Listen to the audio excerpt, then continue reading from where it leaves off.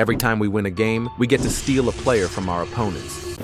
Starting with the first match, which is against Manchester City. Can we beat them? No, we get destroyed. But if we did beat them, we could have stolen Haaland to Manchester United and maybe actually improve this horror team, because that's how it will work. We get one season to win and steal as many players to improve the team. But the board wants me to actually make United Premier League champions by season 2. So we really need make some smart decisions and win big games. But we still have 2 more matches in before the transfer window closes. So let's see if we can win one of them. The first match is against Fulham. Can we get our first win and our first signing? Oh my god, of course we can. Because remember, United is bad. They're horrible. They are pure dog shit. But that's why I'm here to try and save them. So let's see if we can win against Brighton now. Okay, there we go. We win a match. So we now get to steal a player from Brighton. Brighton don't even have any incredible players. They do have Matoma. But do we really need a left midfielder? I don't think so. Then the next best option is actually Baliba. He's 80 rated, but only 20 years old, which means he has really good potential. He could be a decent little signing, actually. For now, he'll be on the bench. But if he builds up his performances over time, he could start over Casemiro, but we're now at the month of September, and first match here is against Liverpool. This is a huge match. Imagine we do beat them? Actually, don't imagine. We get destroyed, humbled, and embarrassed by Liverpool, but now for a match against Burnley, this is more like United's level. And there we go, we do actually beat Burnley, but let's save the signings until the end of the month, because we're actually facing Birmingham in the Carabao Cup now, and we do win, but only on penalties, so they actually almost lost. But anyways, now for a match against Crystal Palace, could be a decent side to beat, and we do win this match also, but again, only barely. Last match of the month is against Tottenham. This would be a big win if we do win, but damn, we're back to losing again. But we did beat Burnley, Birmingham, and Crystal Palace. Burnley has very shit players. Well, obviously, because it's Burnley. So I'll just take their best player, which is Matty Cash. Birmingham doesn't even have any players worth taking, so I won't even bother stealing anyone from them. And last is Crystal Palace, which I'll just take their center-back Mark Guehi. But as always, these players won't join until January, and we're only in October currently, so let's stack up some more players in the meantime. Now facing Aston Villa. I would really like to beat them, but of course, we lose all our big matches. Now facing Brentford. I bet we'll bet them now, because they aren't a big club, and oh my god, what a guess. I'm so surprised. West Ham is our next match. They could actually have a few decent players to take. Never mind, actually, we don't even beat them. Why did I even assume we would win? Anyways, we get a second chance against Tottenham. Can we beat them in the Carabao Cup? No, we lose to them again. I'm so happy. Like, genuinely. Anyways,